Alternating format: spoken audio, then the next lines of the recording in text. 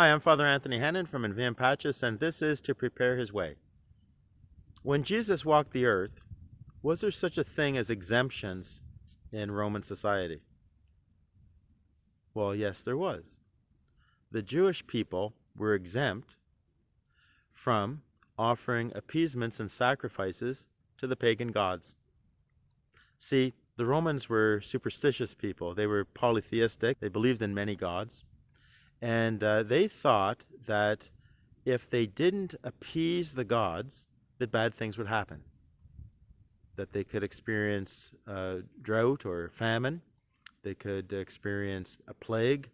They could experience losses on the battlefronts.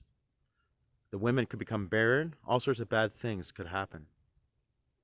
So they prided themselves on their success and their prosperity, that they were very religious and that the gods were pleased with them. The gods were on their side. But there was a problem.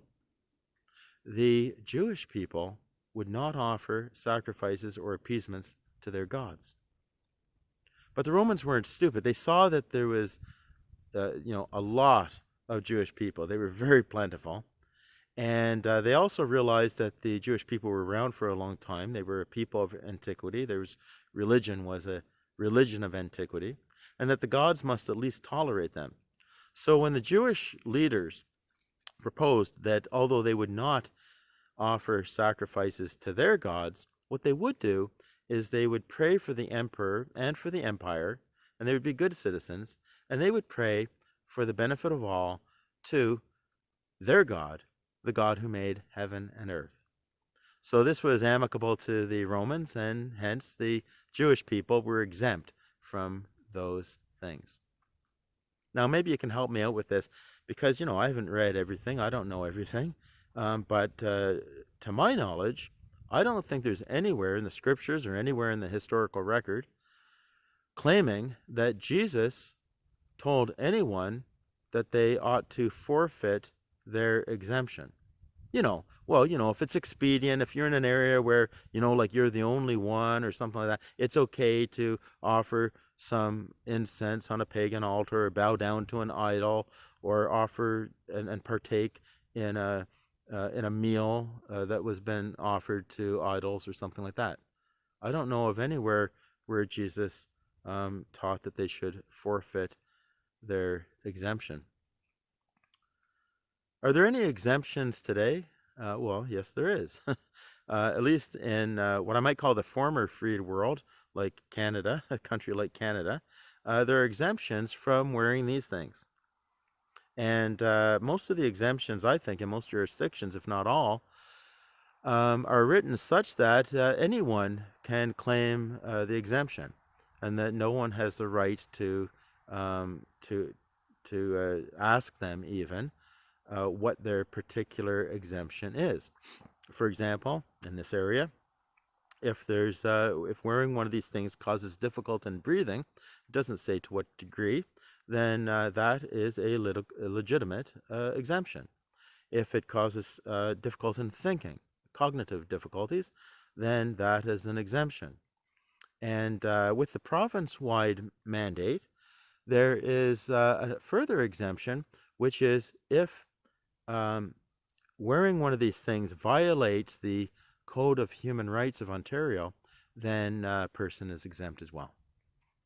So I'd like to share with you, of the many points that I am exempt, my favorite one is, which I don't really tell anyone, but I'm telling you on this video because I know who most of my viewers are, devout Catholics, believers in God, that wearing this is against my religion. And if it's against my religion, that's a violation of the Code of Human Rights in Ontario. But Father, one might say, how can you say it's against your religion? You're a Catholic priest, and I see Catholic bishops and priests wearing those things, and they're even wearing them at Mass. Yes, well, I can't help it. I can't help it if some do not agree with me that this is against my religion, even those within my religion. I mean, this is a pretty new phenomenon, and in the world, to kind of mandate that healthy people wear these things. And So, look, there's legitimate places to wear that. If I'm sawing a lot of lumber, or sanding drywall, or working with something that has a lot of dust, yeah, it's perfectly legitimate to wear one of those things. Although with a beard, it really doesn't help much. It says that right on the package of the N95 masks. So, anyway, yeah, I can't help it. If some people can't see that this is against their religion, I mean, I'll explain a few things in this video, and maybe that will help. But even if someone can see it, I have no control over whether they forfeit and uh, and go against our religion. I can't help that. But as far as I'm concerned, I'm claiming this is against my religion. And on these points, first of all, it's a sin against the eighth commandment, because wearing one of these things under the pretense that it would stop or mitigate the transmission of a cold virus is a lie. There's many scientific studies. It's easy to prove, and it's not going to help uh, prevent the transmission of a cold virus. It's just not going to do it. So it's a lie. It's also a lie that what we're experiencing around the world is a bona fide plague. It just isn't. Again, the numbers do not justify all these measures. And I mean, if you can't tell that this is an agenda and not a virus, then well, I mean, I'm praying for everyone that more and more people will wake up. But you know, I don't know what to say. You have to start thinking for yourself. You have to look at the actual data. Eh? That's what you have to do. You have to kind of um, realize that the television and the radio and the politicians are participating in a huge agenda for whatever reason. It doesn't really matter, but I consider that doing all these things is a lie. And remember that God has nothing to do with lies. So this is not from God what we're experiencing right now. This is the evil plots of evil men, and we ought to resist it while we can, so we can put a stop to this. And I think that if we reach a critical mass of individuals who refuse to do this, because ultimately this is a symbol of submission. It's a muzzle. It's a submission muzzle. That's what it really is. And the sooner we can get to critical mass, or as soon as we get to critical mass, then all of this nonsense will stop. But anyway, as a priest too, like if I'm wearing one of those things, then I'm becoming a vector of fear, because people see that and it's like, well, Father believes it. It must be serious, and which is another problem with wearing those things during our liturgies, because it's giving the message that this is a very, very real thing, and it's just not. And it's giving a message that we're afraid of the government, of the state, and we shouldn't be. We should have faith and not fear. We should be following the example of that Protestant pastor out west in Alberta, Pastor James Coates, Coates. I'll leave a link in the description. But anyway, I think it's a sin against the first commandment as well, because I think that believing that this is a solution is, someone actually believes that that's going to stop things.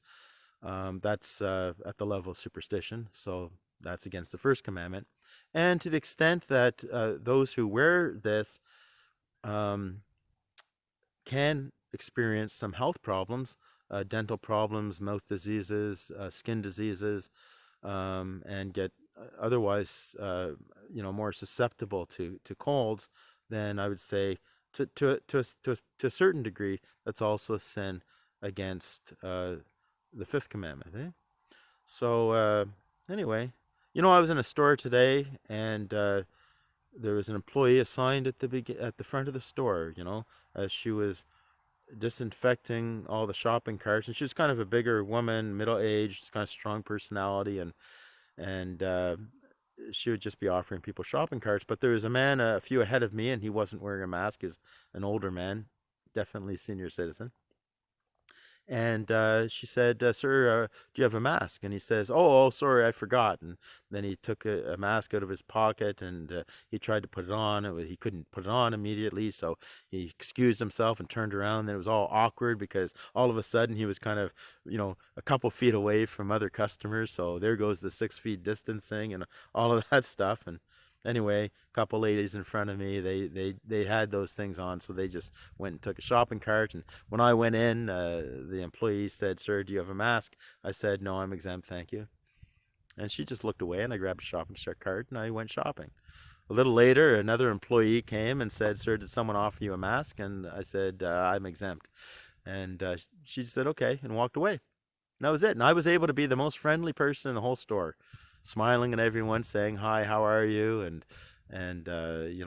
saying, "It's a beautiful day," and all of that good stuff. So I just want to encourage everyone to not forfeit your exemptions. Um, People can say what they want about what Jesus would do. I think he would go into the churches and take off all of those warning ropes and all of that type of thing.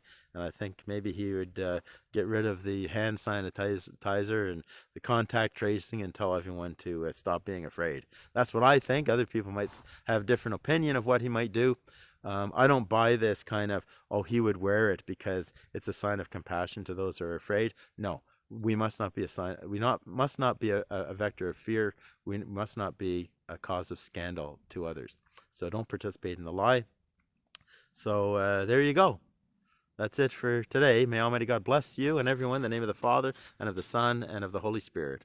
Go in peace. The truth has set us free, so let's live free.